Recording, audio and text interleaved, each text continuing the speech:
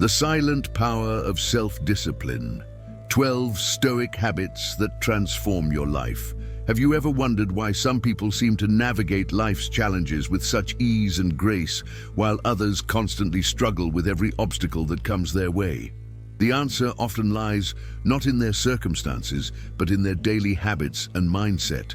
Today we're going to explore 12 powerful Stoic habits that can fundamentally transform how you live, work, and relate to others. These aren't just abstract, philosophical concepts. These are practical, time-tested strategies that have helped countless individuals, from ancient Roman emperors to modern-day leaders, build lives of purpose, meaning, and resilience.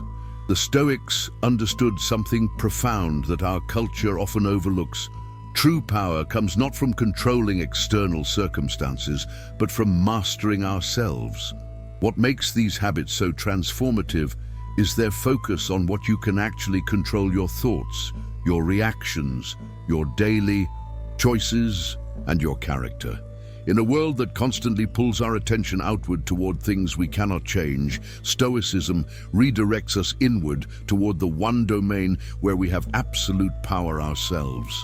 Throughout this video, we'll dive deep into each habit, exploring not just what it is, but how you can implement it starting today. Whether you're facing major life transitions, struggling with anxiety, or simply wanting to live with more intention and peace, these Stoic practices offer a roadmap. Before we begin, I invite you to truly commit to this journey. Set aside distractions for the next few minutes and open your mind to these ancient yet timeless truths. Let's begin. Habit 1. Start your day with intention. The way you begin your morning sets the tone for everything that follows. The Stoics understood that the first moments of consciousness are precious opportunities to establish your mental framework for the day ahead. Marcus Aurelius, the Roman emperor and Stoic philosopher, would begin each day by reminding himself of the difficulties he would likely face and preparing his mind to meet them with virtue. This isn't about being pessimistic. It's about being realistic and prepared. When you start your day with intention, you're taking control of your mental state rather than letting external circumstances dictate your mood and reactions. Think about how most people begin their day. They reach for their phone before their feet even touch the floor. They immediately flood their consciousness with news, social media notifications, and other people's agendas. They start the day reactive rather than proactive. The Stoic alternative is radically different. Before checking your phone, before engaging with the outside world, take even just 5 minutes to center yourself. You might practice gratitude, reflecting on what you're thankful for. You might visualize how you want to show up today, what virtues you want to embody. You might simply sit in silence, allowing your mind to settle and gain clarity. This practice of morning intention creates a buffer between sleep and the chaos of daily life. It reminds you that you have agency over your internal state, regardless of what the day brings. It connects you with your deeper values and purposes, so that your actions throughout the day flow from that grounded place, rather than from reaction and impulse. Consider keeping a morning journal where you write down 3 things you're grateful for, 1 challenge you might face, and how you'll respond with virtue, and 1 way you'll practice self-discipline today. This simple practice takes less than 10 minutes, but its effects ripple through your entire day. When you start with intention, you're much more likely to end with satisfaction. Habit 2. Practice negative visualization. This might sound counterintuitive at first, but negative visualization is one of the most powerful tools in the Stoic arsenal. The practice involves regularly imagining the loss of things and people you value, not to make yourself miserable, but to deepen your appreciation for what you have and to prepare yourself mentally for life's inevitable changes. Seneca, the Stoic philosopher and advisor to Emperor Nero, wrote extensively about this practice. He suggested imagining losing your wealth, your health, your loved ones, not because these things will necessarily happen, but because they could. Everything in life is temporary and uncertain. When we forget this, we take things for granted and we're devastated when loss inevitably occurs. Negative visualization serves multiple purposes. First, it cultivates gratitude. When you imagine life without your partner, your children, your home, or your health, you suddenly see these blessings with fresh eyes. The ordinary becomes extraordinary. Second, it builds resilience. By mentally rehearsing loss, you're essentially training for it. If it never happens, you've lost nothing. If it does happen, you're better prepared to handle it with grace. Think of it as emotional insurance. Athletes visualize both success and potential challenges before competitions. Soldiers train for worst-case scenarios. Why shouldn't we do the same for life? The Stoics weren't pessimists, they were realists who understood that preparation prevents panic. You can practice this in small ways throughout your day. Before your commute, imagine traffic or delays and decide in advance to remain calm. Before a meeting, imagine it going poorly and commit to responding. Professionally, regardless. Before bed, take a moment to imagine this was your last day with your loved ones and let that awareness inform how you treat them tomorrow. This practice doesn't attract negative outcomes. It simply acknowledges reality. Everything changes, everything ends. And by accepting this truth, we paradoxically find more peace and presence. We stop clinging so desperately to things and we start appreciating them more deeply while they're here. Habit 3. Focus on what you can. Control. Perhaps the most fundamental principle of Stoicism is the dichotomy of control. There are things within your control and things outside your control. Your peace of mind depends entirely on learning to distinguish between these two categories and investing your energy only in the former. Epictetus, the slave-turned-philosopher, taught that we control our own opinions, judgments, desires, and actions. We don't control other people's opinions, what happens to our bodies or possessions, external events, or the past.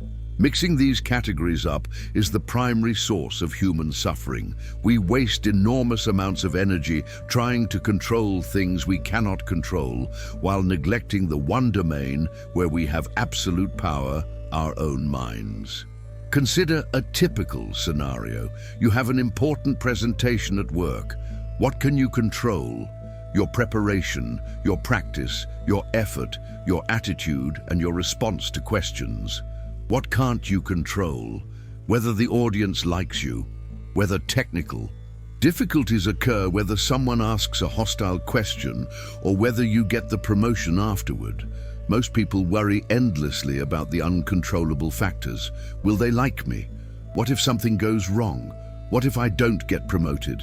This worry accomplishes nothing except elevated stress and diminished performance.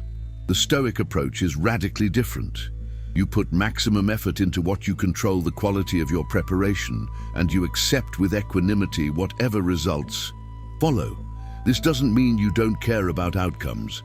It means you don't attach your peace of mind to outcomes. You care deeply about doing your best, and you accept gracefully whatever consequences follow. This distinction is liberating. You no longer carry the weight of trying to control an uncontrollable universe. You focus your considerable power on the one domain where you're truly sovereign yourself. Start practicing this today. When you notice yourself worrying, ask, is this within my control? If yes, make a plan and take action. If no, acknowledge the truth, release the worry, and redirect your attention to what you can influence. This simple habit practiced consistently will transform your relationship with stress and anxiety. Habit 4. Embrace discomfort voluntarily. Modern life is increasingly designed for comfort. We have climate control, instant entertainment, endless food options, and devices that anticipate our every need. But the Stoics understood something crucial, that comfort-seeking makes us weak, and that voluntary discomfort makes us strong. This is the practice of voluntary hardship.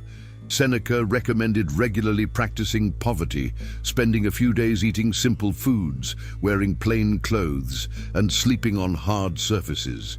He wrote, "Set aside a certain number of days during which you shall be content with the scantiest and cheapest fare, with coarse and rough dress, saying to yourself, 'Is this the condition that I feared?' The point isn't suffering for its onicity, its preparation and perspective. When you voluntarily embrace discomfort, you accomplish several things. You prove to yourself that you're tougher than you thought. You develop resilience that serves you when involuntary hardship arrives. You gain profound appreciation for the comforts you usually take for granted.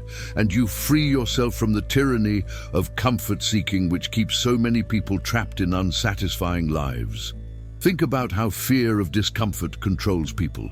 They stay in bad relationships because leaving would be uncomfortable. They remain in unfulfilling jobs because change involves discomfort. They avoid difficult conversations, avoid exercise, avoid challenges, all in the name of comfort. But this comfort-seeking paradoxically creates more suffering. We become weak, fragile, and afraid. The Stoic alternative is to regularly choose discomfort.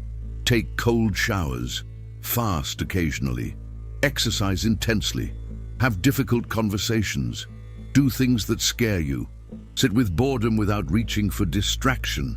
Each time you voluntarily embrace discomfort, you're training yourself for life's inevitable challenges, and you're proving that you're in control, not your circumstances. This doesn't mean being reckless or self-destructive. It means being strategic about expanding your comfort zone. Start small. If you always drive to work, try walking or biking once a week. If you always eat out, try cooking simple meals. If you always seek entertainment, try sitting in silence. Each small act of voluntary discomfort makes you stronger, more capable, and more free. Habit 5. Practice mindful awareness. The Stoics were masters of attention. They understood that how you direct your awareness determines the quality of your experience. Marcus Aurelius wrote, "The happiness of your life depends upon the quality of your thoughts." This is the practice of mindful awareness, choosing deliberately what you focus on and how you interpret it. Most people go through life on autopilot. They don't choose their thoughts choose them. They react to whatever stimulus is loudest or most recent. They ruminate on past grievances or worry about future possibilities. They're everywhere except the one place that matters, here and now. The Stoic practice is to reclaim your attention, to become the master of your own mind. This begins with simple observation. Throughout your day, pause and notice what you're thinking. Are you judging, worrying, planning, remembering? Just notice without judgment. This creates a gap between stimulus and response, and in that gap lies your freedom. You're not your thoughts. You're the awareness that observes thoughts, and you can choose which ones to engage with. When you notice unhelpful thinking patterns, you can redirect. Worrying about something outside your control, acknowledge it and return to what you can influence. Dwelling on past mistakes, extract the lesson and release the rumination. Spinning, catastrophic future scenarios. Come back to this present moment and ask, what needs my attention right now?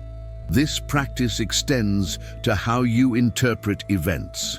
The Stoics taught that events themselves are neutral. It's our judgments about events that create our emotional experience. You don't feel upset because someone criticized you. You feel upset because you've judged the criticism as terrible, unjust, or threatening. Change the judgment and the emotion changes. For example, imagine you're stuck in traffic.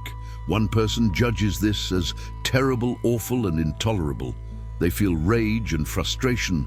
Another person judges it as an opportunity to listen to music or podcast or simply practice patience. They feel calm or even content. Same event, completely different experience based entirely on the interpretation. You can practice this right now. Think of something that's bothering you.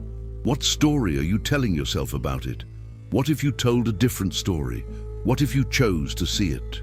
as an opportunity to practice virtue, as a challenge to overcome, or simply as a neutral event to accept. This isn't denial or toxic positivity. It's recognizing that you have more interpretive freedom than you realize. Habit 6. Cultivate virtue above all else. In Stoicism, there's one thing that matters above all else: virtue. The Stoics identified 4 cardinal virtues: wisdom, justice, courage, and self-discipline. Everything else, wealth, health, reputation, pleasure, is what they called preferred. Indifference. It's fine to pursue these things, but your happiness shouldn't depend on obtaining them. Only virtue is truly good. Only vice is truly bad. This is radically different from how most people approach life. We're taught to pursue success, wealth, status, pleasure, and to avoid failure, poverty, obscurity, and pain. We believe these external things will make us happy. But the Stoics observed that this external orientation leads to endless dissatisfaction. There's always someone richer, more successful, more admired. The hedonic treadmill never stops. The Stoic alternative is to make virtue your highest priority. Ask yourself in each situation, what does wisdom require here? What would justice look like? What would courage do? What does self-discipline demand? When you orient your life around these questions, your happiness becomes internalized. It depends not on what happens to you, but on how you respond to what happens. Think about someone who pursues wealth above all. They might get rich and they might not. If they don't, they're miserable. If they do, they're anxious about losing it or dissatisfied that it didn't bring the fulfillment they expected. Now think about someone who pursues virtue above all. Regardless of external circumstances, they can always practice wisdom, courage, justice, and self-discipline. Their happiness is in their own hands. This doesn't mean you shouldn't pursue external goals. It means you pursue them while maintaining the right relationship with them. You work hard for the promotion, but you don't attach your worth to getting it. You save money, but you don't believe wealth will make you happy. You take care of your health, but you accept that illness and aging are part of life. You engage with the world while maintaining inner freedom. Start practicing this by regularly asking what virtue requires of me right now. When you're angry, virtue might require restraint. When you're comfortable, virtue might require action. When you're confused, virtue might require seeking wisdom. When you're safe, virtue might require courage. By consistently choosing virtue, you build a life of meaning and integrity, regardless of external circumstances. Habit 7. Reflect daily on your actions. The practice of daily reflection is essential to Stoic growth. Both Marcus Aurelius and Seneca wrote extensively about examining your day, reviewing your actions, and identifying areas for improvement. This isn't about self-flagellation or dwelling on mistakes. It's about conscious learning and intentional growth. Seneca recommended asking yourself each evening questions like, what bad habit have I mastered today? What temptation have I resisted? How am I better than yesterday? This practice transforms your life from a series of disconnected days into a coherent journey of development. Without reflection, we repeat the same mistakes. With reflection, we actually learn and grow. The format of your reflection practice can be simple. Spend 5 to 10 minutes before bed reviewing your day. What went well? What could I have done better? When did I act with virtue? When did I fall short? What will I do differently tomorrow? You might write this in a journal or simply think through it. The key is consistency. This practice serves multiple purposes. It cultivates self-awareness. Most people never actually examine their behavior, so they keep repeating patterns unconsciously. Reflection makes patterns visible, and visible patterns can be changed. It reinforces positive behaviors. When you acknowledge where you acted with virtue, you're more likely to repeat those actions. It identifies areas for growth. When you notice where you fell short, you can make specific plans for improvement. It's important to approach this practice with compassion, not criticism. You're not judging yourself as good or bad. You're simply observing honestly and learning. Think of yourself as a scientist studying the fascinating subject of you. What's working? What's not? What do the data suggest? Over time, this practice compounds. Each day you learn something. Each week you identify patterns. Each month you notice significant growth. Within a year, you've transformed yourself, not through dramatic gestures, but through small daily course corrections. This is the power of reflection. It turns experience into wisdom. Habit 8. Build meaningful relationships. While Stoicism is often associated with solitude and self-reliance, the Stoics actually valued relationships deeply. They simply approached them differently. Marcus Aurelius wrote, "We are made for cooperation like feet, like hands, like eyelids, like the rows of upper and lower teeth." We're social beings, and meaningful relationships are essential to a good life. The Stoic approach to relationships is characterized by several principles. First, accept people as they are, not as you wish them to be. Just as you can't control external events, you can't control other people. Trying to change or fix people leads to frustration. Accepting them as they are while maintaining appropriate boundaries leads to peace. Second, give without expectation of return. Be kind, generous, and helpful because these are virtuous actions, not because you expect reciprocation. This frees you from disappointment and resentment. If people reciprocate, that's wonderful. If they don't, you haven't lost anything because your virtue is its own reward. Third, choose your company wisely. Epictetus taught that we become like the people we spend time with. If you surround yourself with complainers, you'll complain more. If you surround yourself with virtuous people, you'll grow in virtue. This doesn't mean abandoning people who are struggling. It means being strategic about who has regular access to your mind and time. Fourth, practice loving kindness toward all, including difficult people. The Stoics recognize that everyone is doing their best with the understanding they have. When someone acts badly, they're acting from ignorance, not malice. This perspective cultivates compassion even toward people who harm you. It doesn't mean accepting abuse. It means responding with wisdom rather than bitterness. You can strengthen your relationships today by practicing these principles. Accept your loved ones as they are. Give freely without keeping score. Spend more time with people who elevate you. Extend compassion even to difficult people. These practices create healthier, more fulfilling relationships while maintaining your inner peace. Habit 9. Practice memento mori. Memento mori, remember you must die. This might seem morbid, but it's actually one of the most life-affirming practices in Stoicism. By regularly contemplating your mortality, you inject urgency and meaning into your life. You stop taking things for granted. You stop postponing what matters. You start living fully right now. Marcus Aurelius frequently reminded himself that his time was limited. He wrote, "You could leave life right now." Let that determine what you do and say and think. This wasn't pessimism. It was realism that informed priorities. When you remember you're going to die, you stop sweating small stuff. You stop wasting time on trivial pursuits. You focus on what actually matters. Modern culture denies death. We hide aging, we avoid talking about mortality, we pretend we have unlimited time. This denial has costs. We procrastinate on meaningful goals. We hold grudges. We spend time on things that don't matter. We take loved ones for granted. We forget how precious and fleeting this life is. The Stoic alternative is to face death squarely. Not obsessively, but regularly. Remind yourself this could be your last day. This could be your last conversation with this person. This could be your last chance to make a difference. How does that change your priorities? What becomes urgent? What becomes trivial? This practice isn't about living in fear.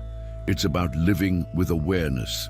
When you remember that your Time is limited. You naturally focus on what matters: relationships, growth, contribution, virtue. You stop wasting energy on resentment or worry. You forgive more easily. You love more deeply. You live more fully. You can practice memento mori in small ways. Each morning, remind yourself you're not guaranteed another day. When saying goodbye to loved ones, remember it could be the last time. When facing challenges, remember your life will end and ask, does this really matter in light of that? This practice might seem heavy, but it actually makes life lighter because it clarifies what deserves your attention. Habit 10. Serve something larger than yourself. The Stoics believed we're all parts of a larger whole. Marcus Aurelius wrote, "What brings no benefit to the hive brings none to the bee." We find meaning not in self-absorption, but in contribution to something beyond ourselves. This is the practice of service, connecting your daily actions to a larger purpose. Modern culture often promotes radical individualism. It's all about you, your happiness, your success, your fulfillment. But this self-focus paradoxically creates emptiness. Study after study shows that meaning comes not from getting, but from giving. When we serve something larger than ourselves, we tap into a deeper source of satisfaction. This doesn't mean you have to become a martyr or abandon your own needs. It means recognizing that you're part of interconnected systems: your family, your community, your society, humanity, the ecosystem. Your actions ripple outward, affecting others. When you act with this awareness, you naturally behave more virtuously. Think about your daily work.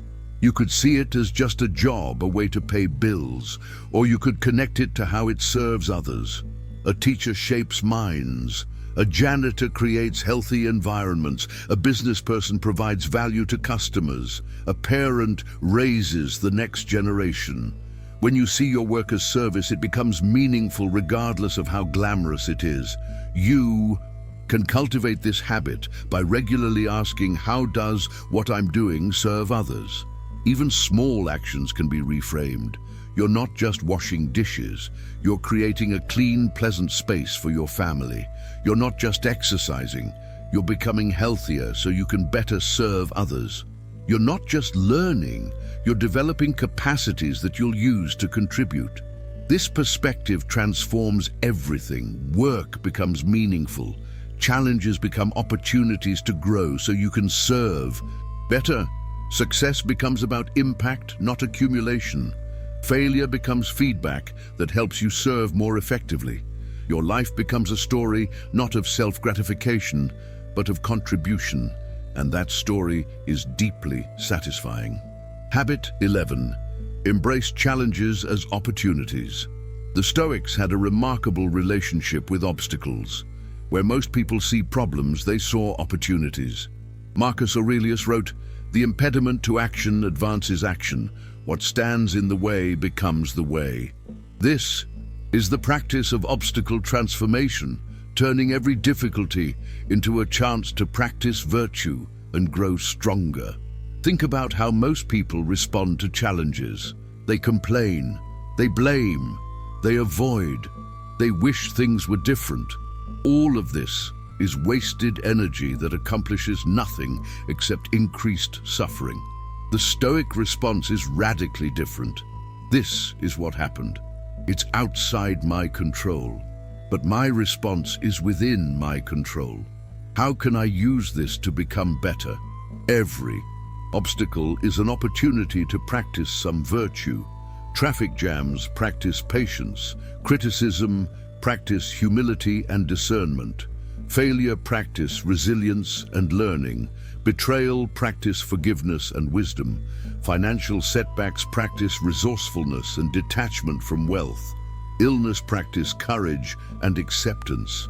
There is literally no situation that cannot be transformed into a chance to develop character. This doesn't mean pretending bad things are good. It means accepting reality and asking the productive question, what do I do with this? A Stoic doesn't choose their circumstances, but they do choose their response, and that choice makes all the difference. Two people face the same setback. One is crushed. the other grows stronger. The difference isn't the event, it's the interpretation and response. You can practice this immediately. What's challenging you right now? Instead of asking, why is this happening to me, ask, what virtue can I practice here? What can I learn? How can I grow? This simple reframe transforms you from victim to agent, from passive to active, from suffering to growing. The obstacle stops being something that happens to you and becomes something you use. This is perhaps the most empowering Stoic habit. It means you're never truly stuck. You're never truly defeated. Every single situation, no matter how difficult, contains the seeds of growth and the opportunity to practice virtue. Your job isn't to avoid obstacles, it's to meet them with the right mindset and use them to become the person you're capable of being. Habit 12. Maintain equanimity in all circumstances. The ultimate goal of Stoic practice is equanimity, an inner calm that remains steady regardless of external circumstances. This doesn't mean being emotionless or not caring. It means not being jerked around by the ups and downs of fortune, maintaining your center, maintaining your peace, maintaining your virtue, whether things are going well or poorly. The word Stoic has unfortunately come to mean unemotional or unfeeling, but that's a misunderstanding. The Stoics experienced the full range of human emotions. What they didn't do is let emotions control them. They maintained what they called apatheia, not apathy, but freedom from destructive passions. They felt without being overwhelmed. They cared without being consumed. This equanimity comes from all the practices we've discussed. When you focus on what you can control, you stop being agitated by what you can't. When you practice negative visualization, you're prepared for loss. When you remember your mortality, you don't sweat small stuff. When you pursue virtue above all, you're unshakable, because virtue is always within your power. When you embrace challenges, they stop disturbing you. Equanimity doesn't happen overnight. It's built through consistent practice, day by day, situation by situation. Each time you choose virtue over reaction. Each time you accept what you cannot change. Each time you focus on your response rather than the circumstance. You're building inner stability that eventually becomes unshakable. Think of equanimity like a muscle. It starts weak. The slightest challenge knocks you off balance. But through training, through repeatedly practicing Stoic principles, the muscle grows stronger. Eventually, you can handle significant challenges while maintaining your center. Not because challenges don't affect you, but because you've developed the strength to stay grounded through them. This inner stability is the greatest freedom you can achieve. You're no longer at the mercy of circumstance. You're no longer controlled by other people's opinions or actions. You're no longer jerked around by the ups and downs of fortune. You remain yourself centered in virtue, connected to what matters, peaceful, regardless of external chaos. You can cultivate equanimity starting today. When something disturbs you, pause before reacting. Take a breath. Remember your principles. Choose your response rather than being controlled by impulse. With consistent practice, these pauses become longer. Your reactions become more measured. Your inner peace becomes more stable. Until eventually, you develop the Stoic ideal equanimity in all circumstances. Conclusion. We've explored 12 powerful Stoic habits that can transform your life. Starting your day with intention, practicing negative visualization, focusing on what you can control, embracing voluntary discomfort, cultivating mindful awareness, prioritizing virtue, reflecting daily, building meaningful relationships, remembering mortality, serving something larger, embracing challenges, maintaining equanimity. Each of these practices is simple to understand but profound in impact. None requires special circumstances or resources. All are available to you right now, regardless of your situation. The question isn't whether these practices work. 2,000 years of practitioners prove they do. The question is, will you practice them True transformation doesn't come from knowing these principles. It comes from living them daily. Start small. Pick 1 or 2 habits that resonate most and commit to practicing them for 30 days. Don't try to be perfect, just practice. When you fail, and you will use that as an opportunity to practice one of the very virtues we've discussed. Slowly add more practices. Watch how they compound. The beautiful thing about Stoicism is that it meets you where you are, whether you're facing major challenges or simply wanting to live with more intention, whether you're young or old, rich or poor, successful or struggling. These practices work because they're based on timeless truths about human nature and the human condition. Remember, the goal isn't to become some emotionless robot. It's to become fully human, to develop your character, to live with integrity, to contribute meaningfully, to maintain inner freedom regardless of circumstances. The Stoics weren't trying to escape life. They were trying to engage with it more fully, more wisely, more virtuously. As you go forward, I invite you to truly commit to this path, not just intellectually, but practically. Take these habits into your daily life. Practice them in small moments. Let them shape your choices. Watch how they transform not just your experience, but your very character. The Stoics promised that virtue is its own reward, and that a life lived according to these principles brings deep satisfaction. Test that promise yourself. If you found value in this exploration, leave a comment sharing which habit resonates most with you and how you plan to practice it. Subscribe for more content on practical philosophy and living with intention. Share this video with someone who might benefit from these ancient yet timeless practices. Remember, the power to transform your life lies not in your circumstances, but in your daily choices. Make them wisely, make them virtuously, make them stoically. Thank you for joining this journey. Now go practice.